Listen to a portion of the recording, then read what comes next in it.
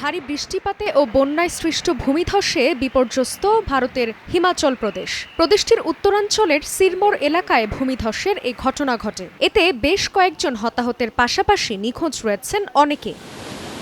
এতে বিধ্বস্ত হয়েছে বাড়িঘর, প্লাবিত হয়েছে আশপাশের কয়েকটি এলাকা। গাছপালা উপড়ে পড়ার পাশাপাশি রাস্তাঘাটের ব্যাপক ক্ষয়ক্ষতি হওয়ায় যান চলাচলও বন্ধ রয়েছে। ভেঙে পড়েছে ব্রিজ, কালভার্ট সহ বেশ কয়েকটি নির্মাণ স্থাপনা। বিদ্যুৎ বিচ্ছিন্ন হয়ে পড়ায় বিপাকে পড়েছেন সেখানকার স্থানীয়রা। আমি আমার জীবদ্দশায় এমন বন্যা কখনো দেখিনি। বাড়িঘর ধসে পড়ায় অনেক ক্ষয়ক্ষতির সম্মুখীন হয়েছি আমরা। এদিকে নিখোঁজদের উদ্ধারে তৎপরতা চলছে বলে জানিয়েছে স্থানীয় প্রশাসন। বেশ কয়েকজনের মরদেহ উদ্ধার করা হয়েছে। নিখোঁজদের উদ্ধারেও আমাদের পক্ষ থেকে সর্বোচ্চ চেষ্টা চলছে।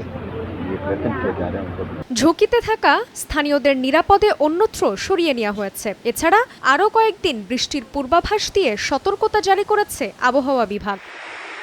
জান্নাতুল সাদিয়া, সময় সংবাদ।